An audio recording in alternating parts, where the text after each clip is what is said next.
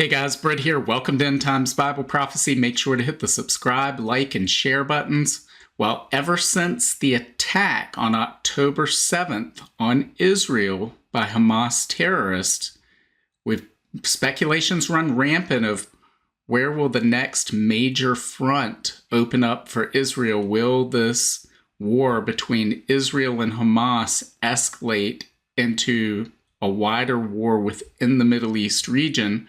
We have Hezbollah, which has been engaged in conflict to the north. They've been firing rockets. They've been attacking Israel in the north periodically over the last couple of months. And people have wondered, could that erupt into a major conflict or escalate into a major conflict? We've had Houthi rebels in Yemen launching rockets at Israel, and of course targeting Israeli shipping vessels in the Red Sea. So could we see this war escalate? And unfortunately, we may be seeing our answer based on this right here. Now guys, I'm filming this or recording this on Monday night for Tuesday, so some of this news, there may be newer developments by the time this comes out. We'll keep an eye on this. But I think this just has to get out. It can't wait until Wednesday when I would normally put out a video. So this is from oilprice.com. It says major shipping firms halt Red Sea routes following Houthi attacks. So the Houthis in Yemen have been attacking vessels throughout the Red Sea. They claim they're attacking Israeli ships, but they've been attacking ships of all types, ships from all countries, and this is causing the potential for shipping to stop along the Red Sea corridor. We're going to talk about the implications of that in just a moment. It says the number of major shipping firms halting all commercial sailings through the highly trafficked Red Sea Strait has increased to 7 in response to missile and drone attacks by Yemen's Iran-backed Houthis. Taiwanese container shipping line Evergreen and Belgian tanker owner Euronav are the latest additions to the list. A list that I would add includes some of the largest shipping companies in the world. Maersk is one of those. We're probably talking at least 30%.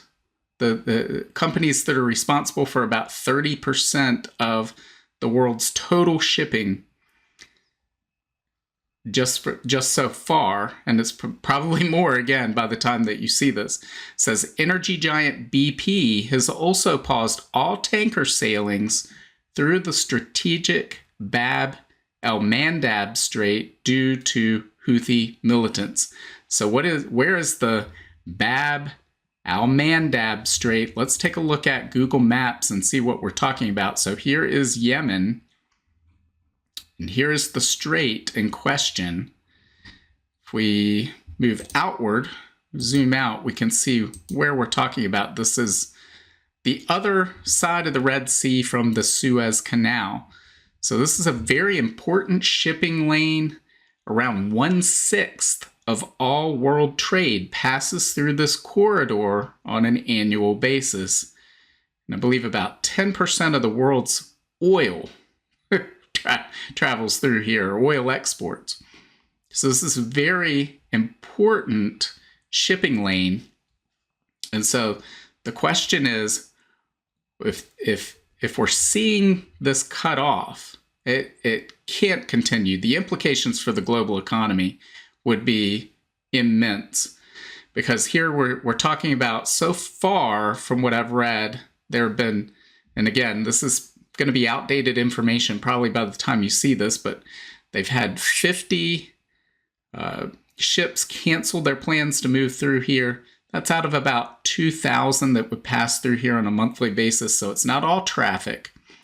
But many of these major shippers have stopped all traffic and announced that just in the last few hours. So it very well could be a meaningful percentage of all the traffic coming through here. That means the shipments that would come through here now have to go around Cape Hope. So you're looking at huge implications, added expense for that extra travel time, time delays, so supply chain disruptions. You're looking at some products just can't even be shipped because of the extra time it takes. They would spoil during that time. So you're going to see just huge impacts through the global supply chain if this problem continues and is not fixed quickly. So how is it likely to be resolved? Well, either these Houthi rebels in Yemen can volunteer to stop their attacks, or more likely someone is going to have to stop them.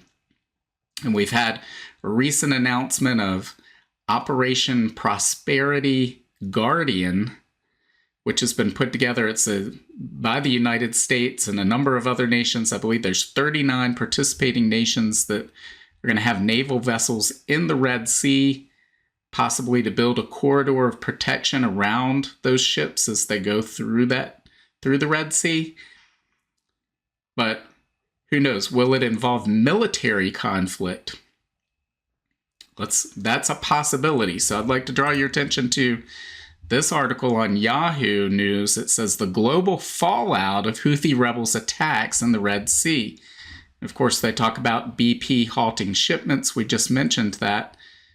Hapag-Lloyd and Maersk together, those two companies alone are 25% of all global shipping. And they've suspended all traffic through the Red Sea.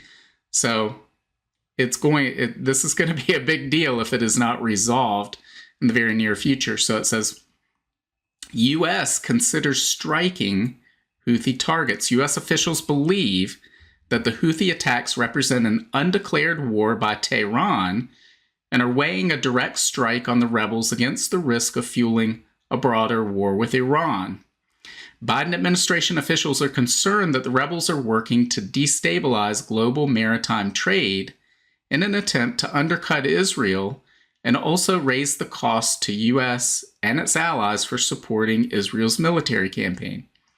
The fallout from the war in Gaza is allowing Iran to showcase the full extent of its region-wide capabilities, Solomon wrote. The result is a major risk to international shipping. Many former defense officials believe the U.S. has no choice but to strike the Houthis in order to keep global commerce flowing. And then we read, the risk to the global economy. A war which spills over into Yemen could have implications for global supply chains and the world economy at large, with major shipping companies avoiding the Red Sea and the Suez Canal, the shortest shipping route between Asia and Europe. Supply chains risk becoming snarled, we just talked about. Few of the ships being targeted are Israeli, despite the Houthis' stated goals of striking Israeli vessels until supplies are sent to the Gaza Strip. The growing risk to global commerce increases the chances of a U.S.-led intervention. If Iran and its Houthi proxies continue attacks that keep one of the world's major trade routes closed, escalation may be inevitable.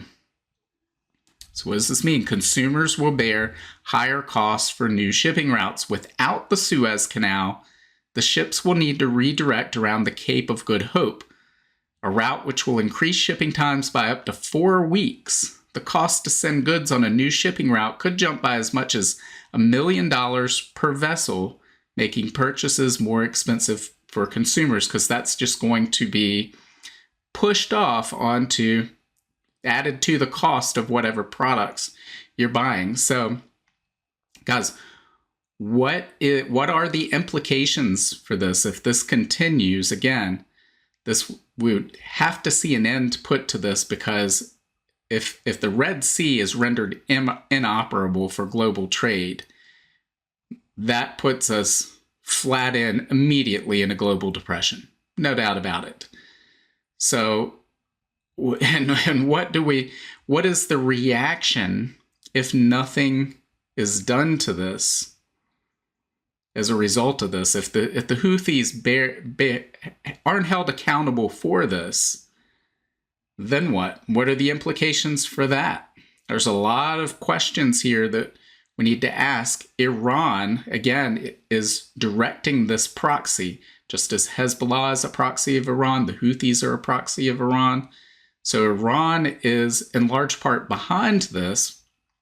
If nothing's done in this instance, well, what does that lead Iran to do next? What would they want to do next? Let's go back to that map and move in toward the Middle East. But we're talking about this strait right here and a sixth of global trade coming through here. But we have another area over here, the Straits of Hormuz, where Iran is sitting right there, just as Yemen is sitting over here. 40% of the world's oil exports travel through this area. If nothing's done here, what's to stop Iran from doing the same thing over here? And guys, if we see a major escalation of war in this area in order to open up the shipping lanes, how long does that take? How long until this Houthi threat is vanquished? And what does that mean for shipping until that takes place? What does that mean for oil prices? Because if this area is closed and there's a major conflict in this area, you're looking at much higher oil prices than we see today. And we've talked in previous video about, in spite of all of this that's happening and the potential for escalation, we've seen oil prices down. We've seen them plummet since mid-October. That stands in the face of all reason of what you would think. The only thing that explains that is a global economic slowdown, the depression we've been talking about, where demand for oil is dropping much faster and offsetting the thought that we could have supply shocks as a result of these conflicts. So what happens if we're already in a depression, which I believe we are, and have been for a couple of months already? How bad does that depression come if we have an escalating Middle East conflict where shipping lanes are obstructed in the Red Sea and possibly the Persian Gulf, and you end up with oil at $150 a barrel or $300 a barrel? That's multiples of what it is now, 2 to 4 times what it is now. What does that mean with this global trade routes obstructed like this? Guys, this means a complete, what's the right word? It would cripple, absolutely cripple the global economy. There's no other way to state it.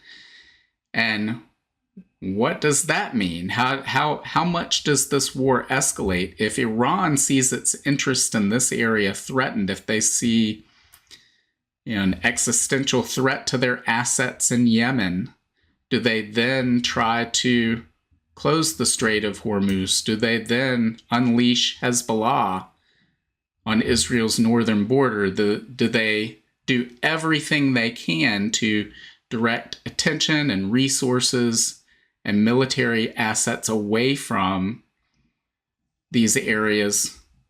We don't know. This is a evolving situation we're going to keep an eye on, but this has the potential to escalate into a regional conflict that will have enormous implications for everybody on the face of the earth, because we live in a global interconnected economy. We have a global supply chain, and oil prices are set on the world stage, not on a local basis.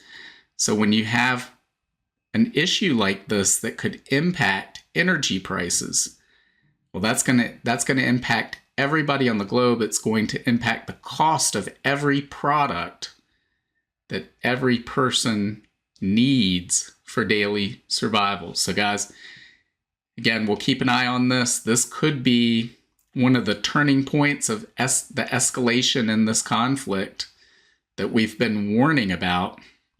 And again, if Iran does all of this, if Iran unleashes Hezbollah, will we see the destruction of Damascus as a result of that? Because Hezbollah and Iran have assets not just in southern Lebanon, but all through Syria, parts of Iraq. Damascus is known as a hotbed of terrorism and an area where both Iran and its Hezbollah proxies have many assets. So would that be a targeted area, especially if Israel feels that their very survival is threatened by an attack from Hezbollah, which has many more resources at its disposal than Hamas does. And we've seen how terrible this conflict with Hamas has been. An all-out war with Hezbollah would be worse. So pray through this time. Pray for peace during this time. But guys, this could spiral out of control very quickly, and who knows what happens from there. I don't think anybody can comprehend what could happen as a result of all of this. So this is a very important development. I would stay posted in regard to what's happening with this. So this is because this is something we want to keep our eyes on and be constantly watching to see how things develop. And we want to see this Red Sea corridor open up as soon as possible. So guys, what do you think? Leave your comments below. Let me know what you think. Make sure to hit the like, share, and subscribe buttons, and God willing, I will see you on Friday. Bye. If you want to learn more about the end times and Bible prophecy, make sure to sign up for my free monthly newsletter and get your copy of my free ebook, 7 Signs of the End Times. Just follow the link in the description to get your free book. Also, make sure to check out all of my books. Just look up Britt on Amazon, Barnes & Noble, Apple iBooks, Google Books, Kobo, or anywhere books are sold. Thanks for watching today, and until next time, keep your eyes fixed on Jesus, the author and perfecter of our faith.